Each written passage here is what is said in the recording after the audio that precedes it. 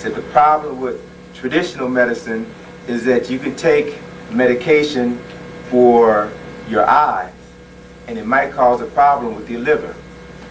And so then you take another pill to deal with your liver, and that causes a problem with your stomach.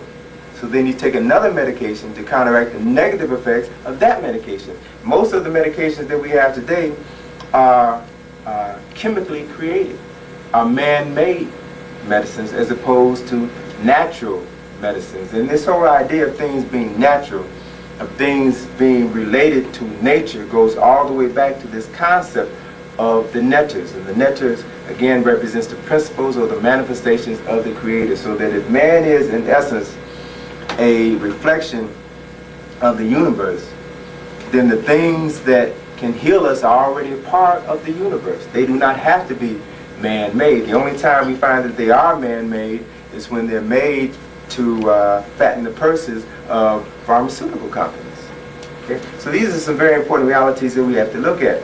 But there was a book that was written a couple of years ago, and a movie that was made about 2 years ago entitled The Serpent and the Rainbow. And I don't know how many of you had an opportunity to see the movie or to read the book, but it was interesting in that the movie focused on Haiti and so-called Voodoo in Haiti. And the movie documented that Voodoo was something that was very significant, in that what it involved was these priests who would give this herbal solution to this victim that would cause them to become comatose. It would cause their heart rate to slow down, it would cause their respiration to slow down, and it would appear that this person is dead. So that the person would be buried, and then this herb or this solution would wear off, and these priests would come back and then dig up this body and then give this person another drug which would keep them in a zombie-like state. They would be conscious of what was going on around them, but they were not able to control their actions. And these people were used by other folks. And supposedly this is a true story. The person that went to Haiti and did the research documented what this particular compound was, and it was supposedly is being developed by a pharmaceutical company for use in the medical field. But many of the things, it's very interesting, many of the things that supposedly backwards or primitive people have associated as a part of their superstitious lore are founded in certain physical beliefs or certain medicinal beliefs. One thing that's very interesting too with the deterioration of the rainforest in Brazil is that there are literally hundreds, if not thousands, of plants that have never been cataloged. Hundreds, if not thousands, of plants that have various medicinal properties. That could be the cure for cancer, that could be the cure for multiple sclerosis, that mankind, unfortunately, may never have an opportunity to benefit from because they are all being destroyed. Anthony T. Browder's lecture on Kemetic sciences and metaphysics reminds his audience that African people have always been connected to nature and to their ancestors. That connection, he explains, meant that our ancestors already possessed the resources necessary to heal themselves and to maintain balance in mind, body, and spirit. In Kemet, health was seen as harmony with the natural world, not as a matter of prescriptions or pills. Today, Browder laments we have fallen out of balance with nature, and as a result, we now depend on synthetic and manufactured drugs. These drugs, produced and sold by powerful white-owned corporations, are not designed to heal, but to keep us dependent, sick, and profitable for those corporations. Browder also highlights the hypocrisy in how African and indigenous spiritual and medical practices are treated. Black spirituality and natural medicine are routinely demonized or dismissed as primitive, while many of these same practices are studied, repackaged, and used privately within white institutions for their benefit. He shares the example of the ancient Egyptians, who knew how to use the spikes from the acacia tree as a contraceptive, an innovation far more sophisticated than many believed possible in antiquity. This knowledge demonstrates that our ancestors were in tune with nature in ways modern society has forgotten, and that they were far more advanced technologically and scientifically than we are often taught. When you look at medicine in ancient Kemet, it's interesting to find that the many scientists now are beginning to really appreciate what had been developed thousands of years ago in ancient Kemet. They found that contraceptives were made by the ancient Kemetians by grounding up spikes from the acacia tree and mixing it with honey and dates. And when scientists began to study this recorded phenomenon, what they found is that the acacia, the spikes from the acacia tree, contain lactic acid. And lactic acid is one of the primary ingredients in contraceptives. They also found that the ancient Egyptians had developed a pregnancy test many thousands of years ago. A pregnancy test where they would take the urine of a woman who thought she was pregnant and pour it in a container, and then they would place a container or a bag of barley, and the other was barley and wheat. And they would put these two bags in this container of urine, and if the wheat began to sprout, then it meant that the woman was pregnant and that she was going to have a boy. And if the barley began to sprout, it means that she was pregnant, but she was going to have a girl. Now, this urine pregnancy test was something that was not discovered by modern day medicine until 1926. And the method of determining the sex of this child was something that was not developed until 1933. It took them until 1933 to confirm this barley wheat test that had been developed by the ancient Kemetians. So we see on many levels what people thought was a primitive science or a primitive culture is really much more sophisticated than we can ever give them credit for being. Antibiotics were discovered by the ancient Kemetians. And it was found that some of the antibiotics were derived from animal dung, from crocodile dung, even from the silt of the Nile. Now, it was interesting because certain physicians, when they saw some of the medical papyri which talked about using animal dung for the treatment of certain burns and wounds, thought that this was a sewage form of medicine.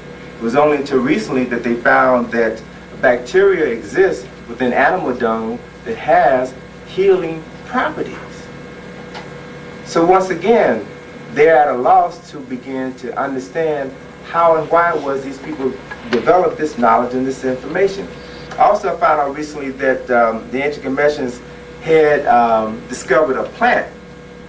The root of this plant they could chew, and this would cause the increase in the production of melanocytes within their skin to protect them from more harmful rays of sunlight.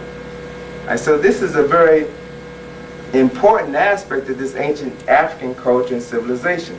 There's a papyrus called the Edwin Smith medical papyrus, which describes over 48 different types of injuries to the head, to the face, to the throat, and the spinal column, with specific symptoms and treatment.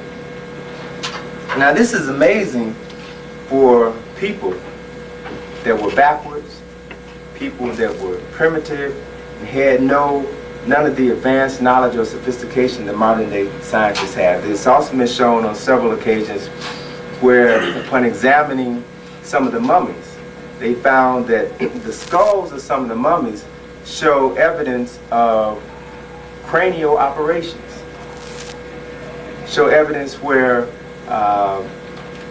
physicians went into the brain, performed surgery, and healing tissue began to form on the skull. They can see it.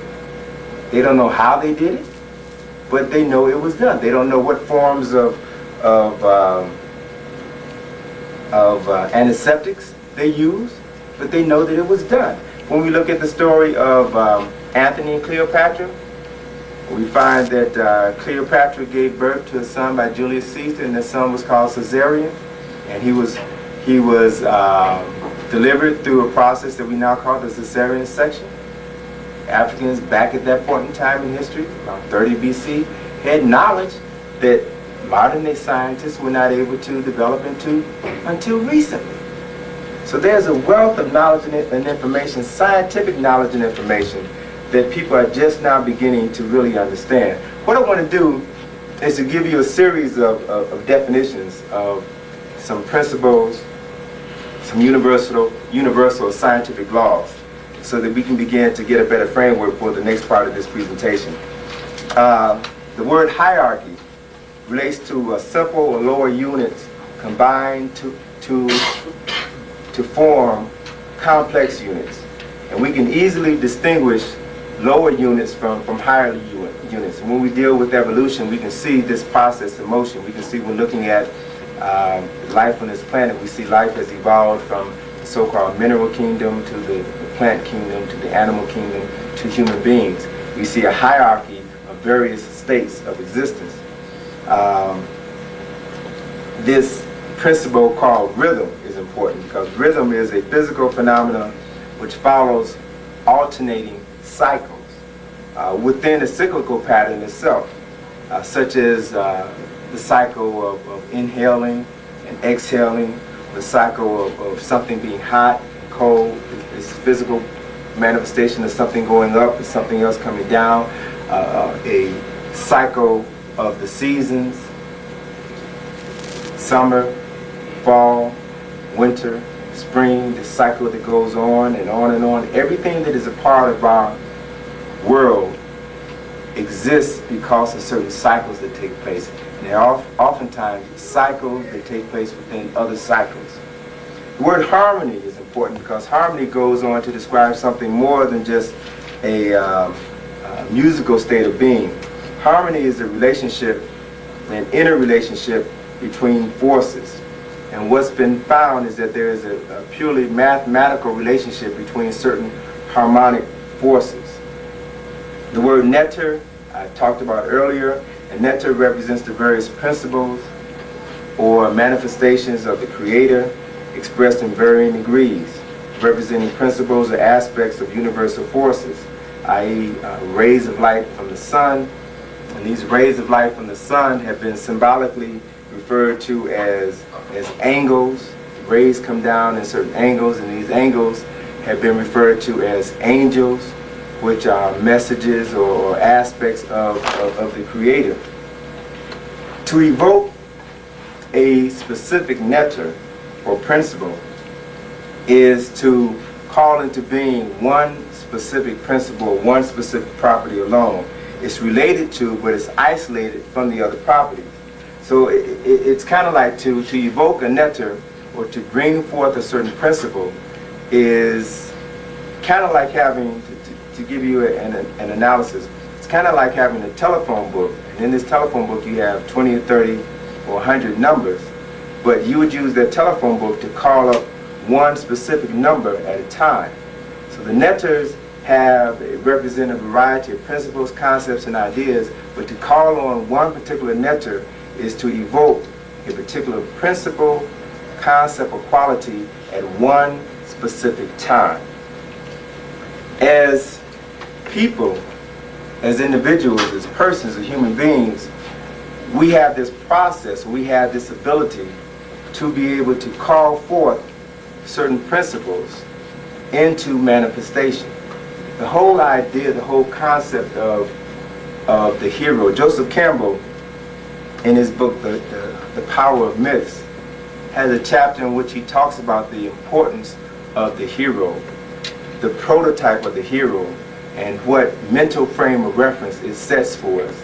It establishes a certain role model, it establishes certain priorities for us. And he went on to cite that one of the problems with society today, one of the problems with youth today, is that they don't have certain heroes, they don't have certain role models that they can follow. So as an alternative to not having this process of learning or this process of evolving, they turn to other means of getting this knowledge and information or getting this inspiration.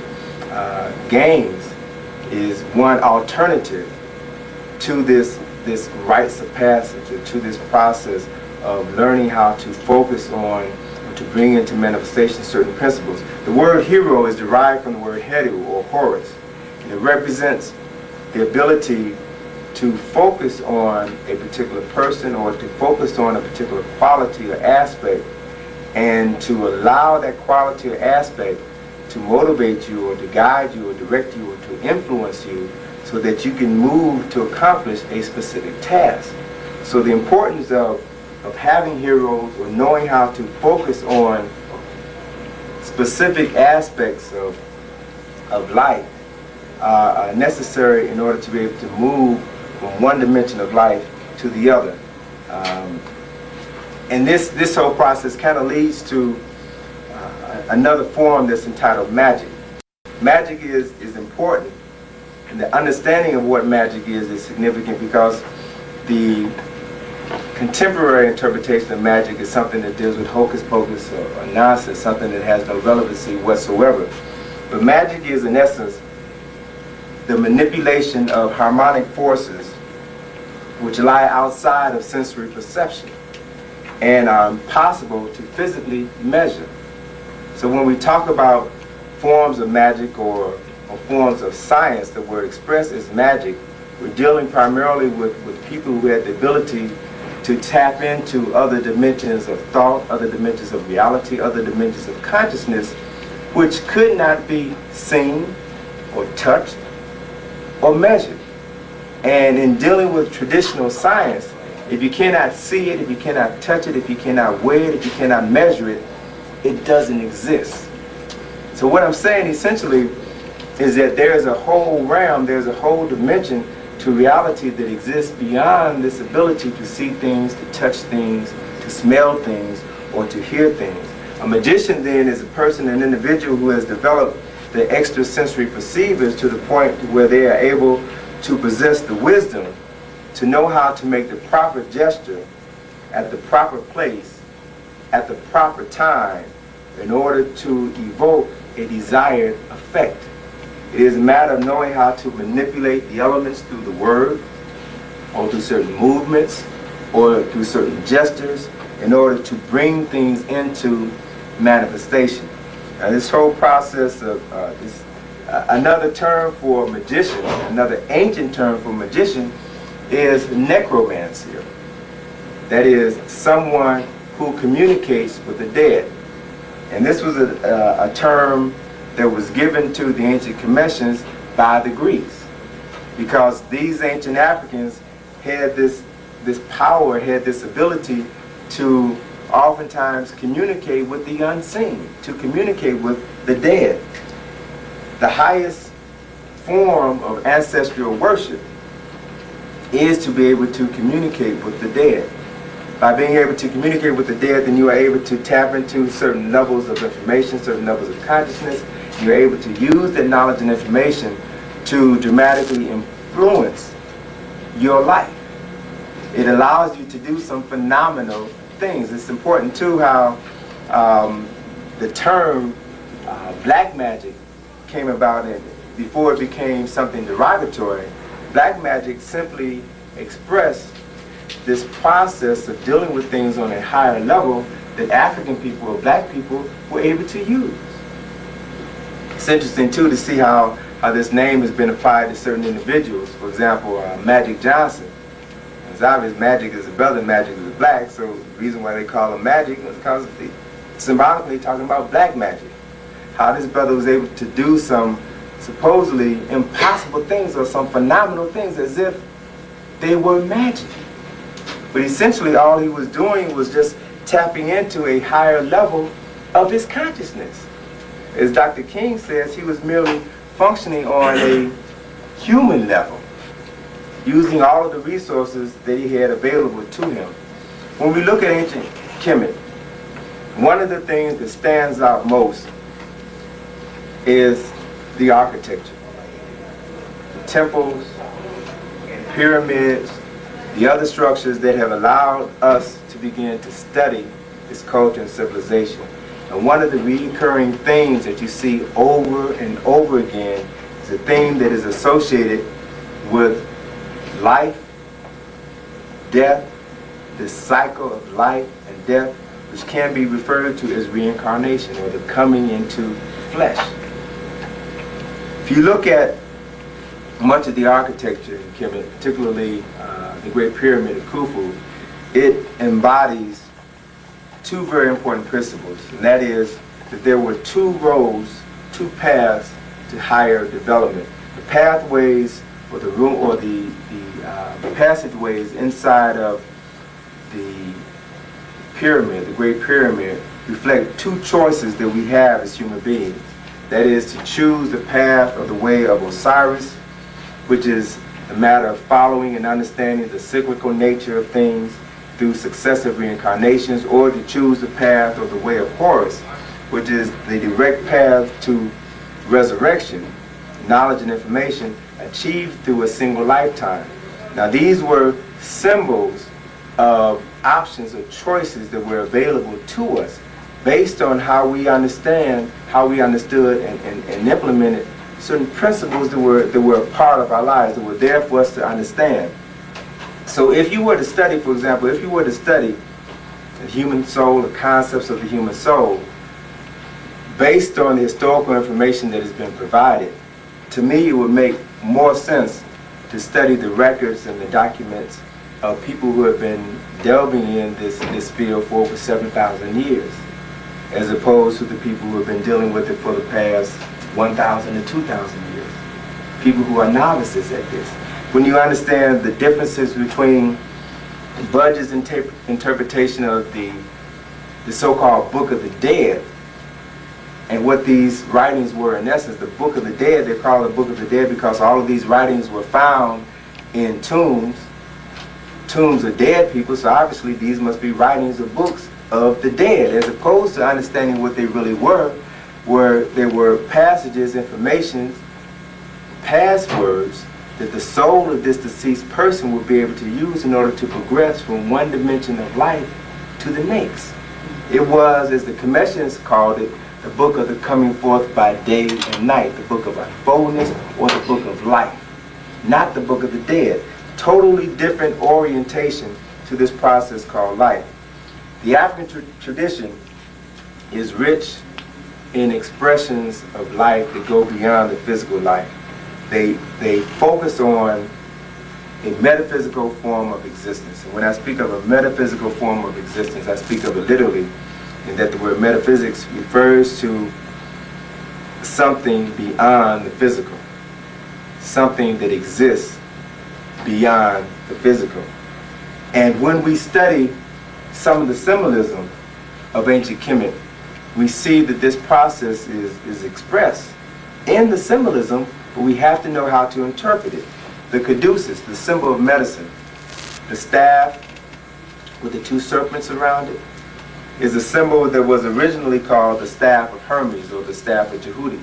That symbol represented the metaphysical anatomy of man. Now it's interesting how this symbol today represents the symbol of medicine.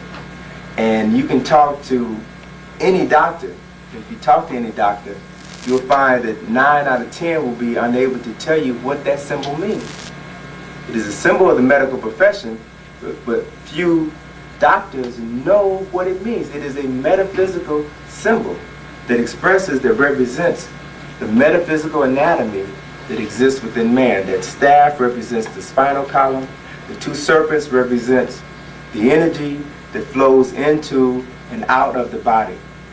The masculine and feminine energy, or the electric and magnetic energy that flows around the spinal column.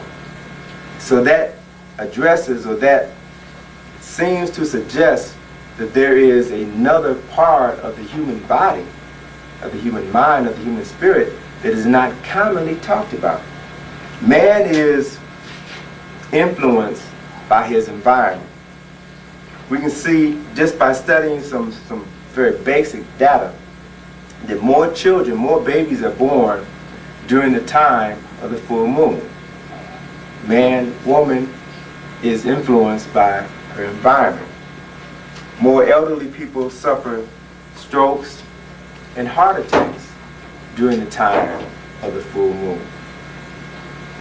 Most children, if you look at statistics of the birth of children, you'll find that more children are born during the early morning. You'll find that most heart attacks occur early in the day. Most fevers occur at night. Most people who suffer from asthma will have their asthma attacks. The greatest incidence of asthma attacks are in the morning. Certain mineral salts in the body are sensitive to planetary movements, and certain cell structures in the body are influenced by external cosmic forces. So in essence, one of the points that I'm trying to get across to you is that we are affected and influenced by forces outside of the planet Earth. And one of the most obvious influences is the moon and the electromagnetic influence that the moon has on the planet Earth. That is the ability to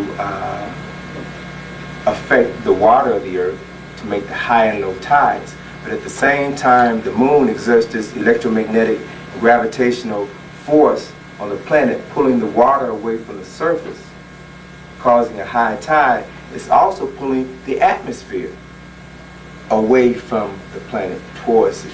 Because the atmosphere is something that you can't see, doesn't necessarily mean that this does not happen, or you cannot, that it's not taking place.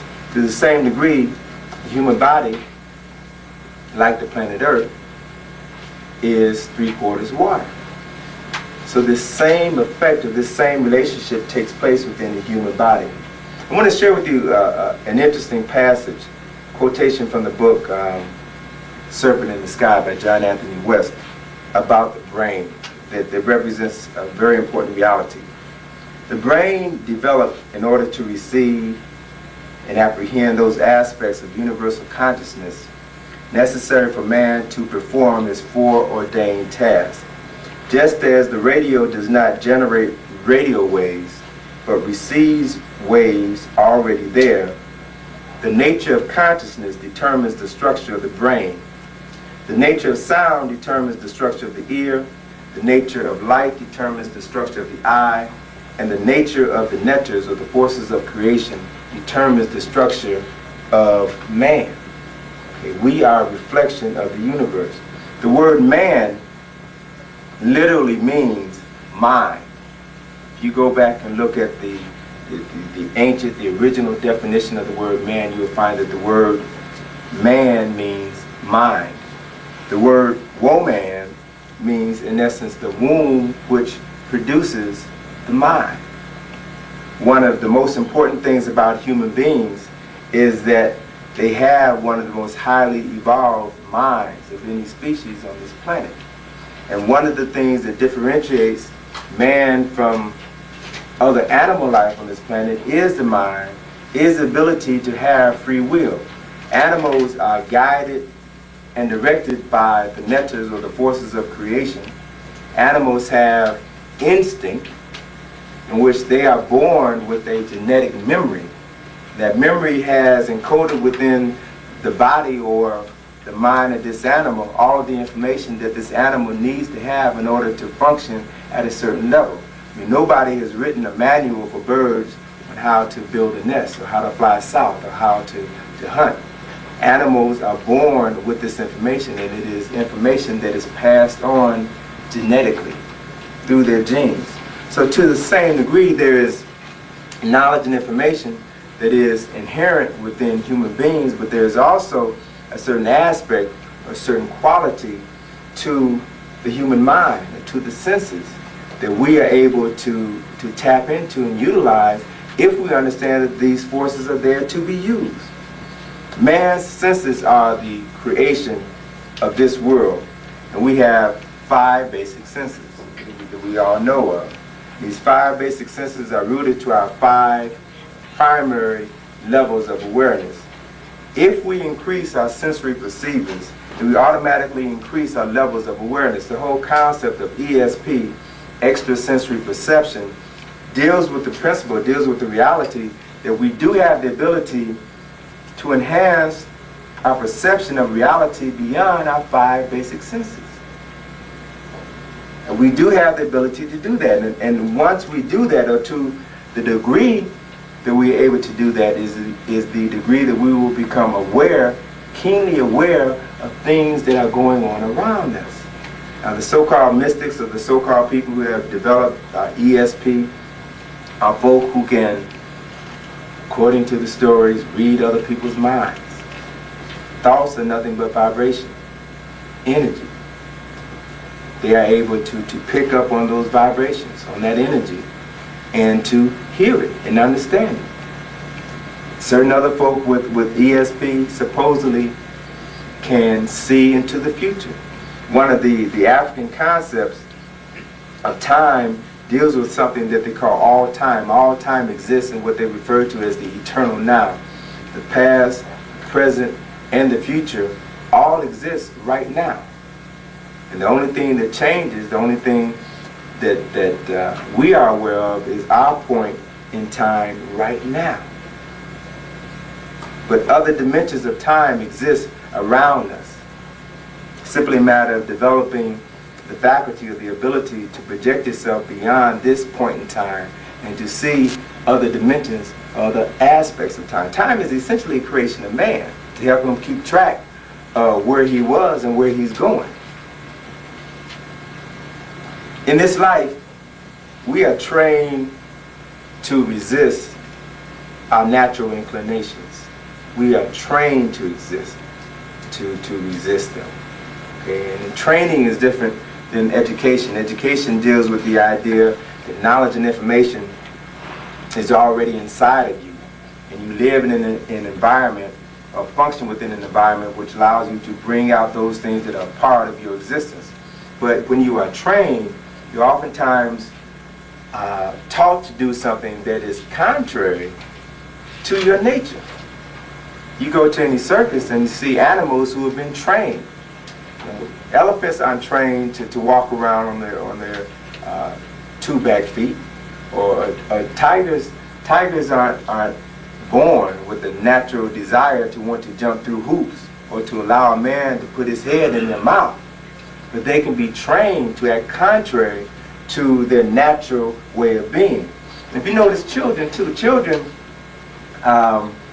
before children are formally trained through this so-called miseducation process, they exhibit some natural habits or natural abilities that are important for human beings. For example, when you're feeding a child, if you ever notice you're feeding a child a sandwich, and that child will often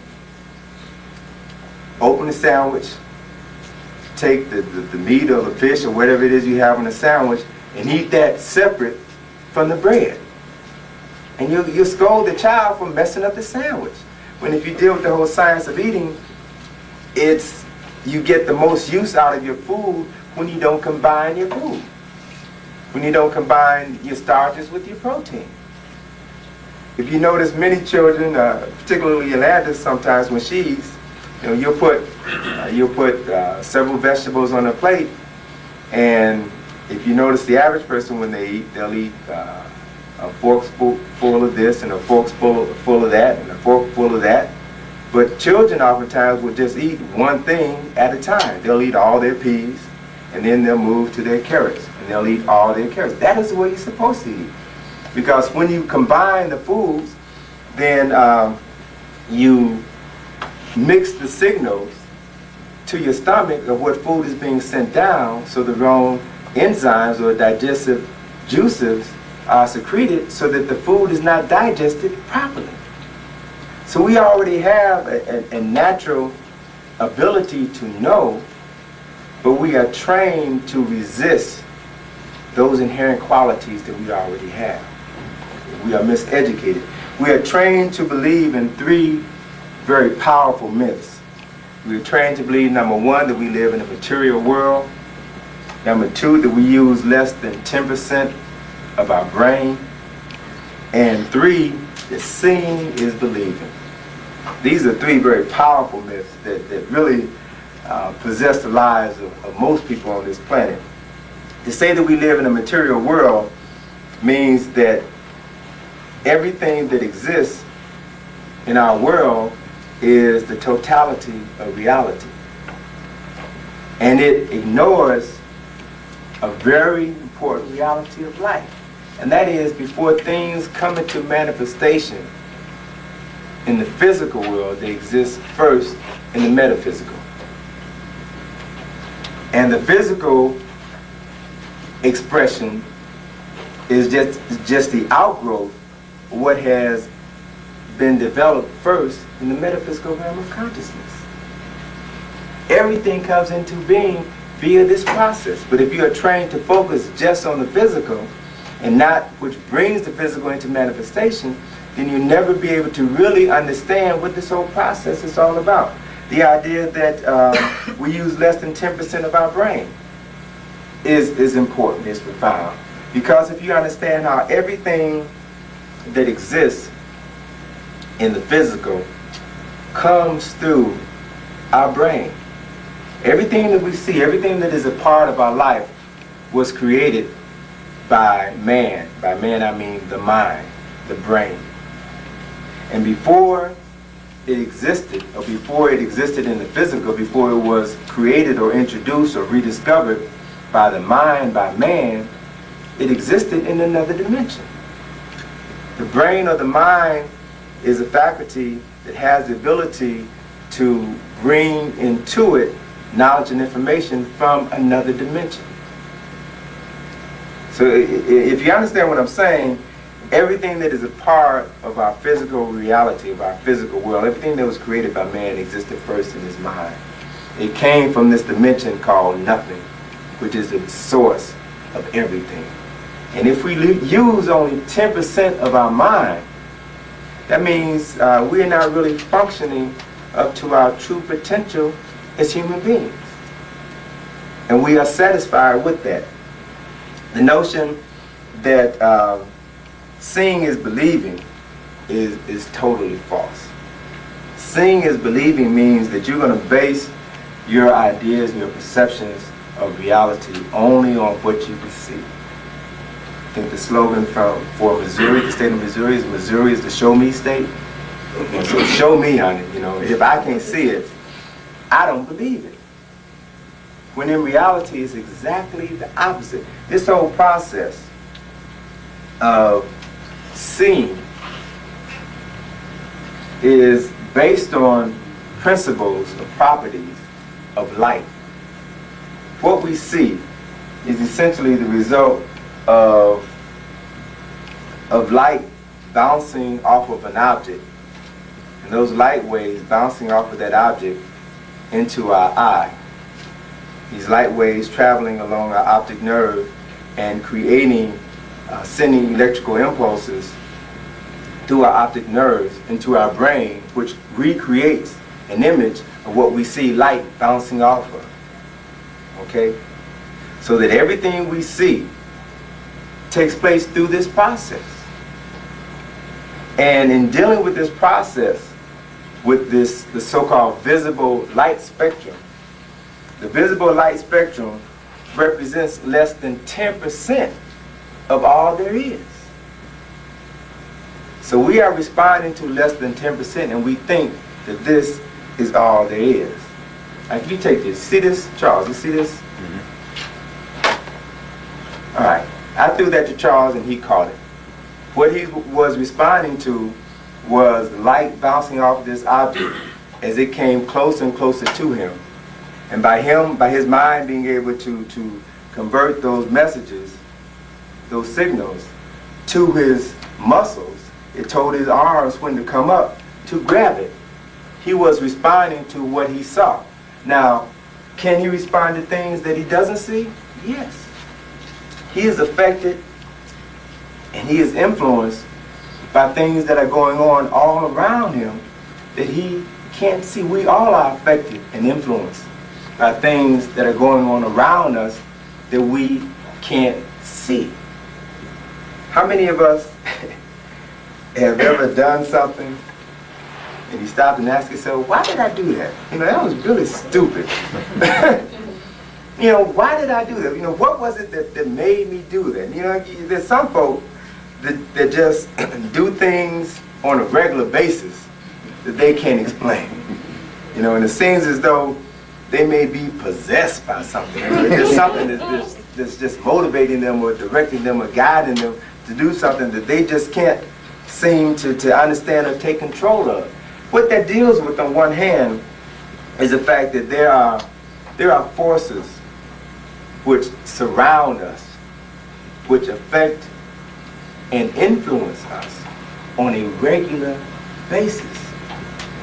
But if you think the only thing that can affect you and influence you are the things that you see, that means you're going to be wrong about 90% of the time. He contrasts this ancient knowledge with so-called modern technology, pointing out that much of what is celebrated as innovative today is self-classified by Europeans.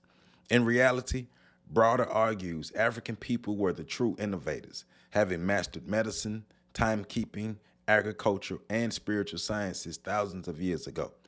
He stresses that by reclaiming his knowledge, we challenge the false narrative that Africans contributed little to civilization. For Browder, African innovation was holistic. It sought not just to create tools, but to elevate humanity in balance with the universe. Another critical part of his lecture, in his discussion of culture, youth, and continuity, Browder laments the absence of rite of passage programs for Black youth in America. The traditional African societies, such rites endured that culture, history, and values were passed down to each generation. Without them, today's youth often mimic cultural practices that are foreign, destructive, and designed to oppress.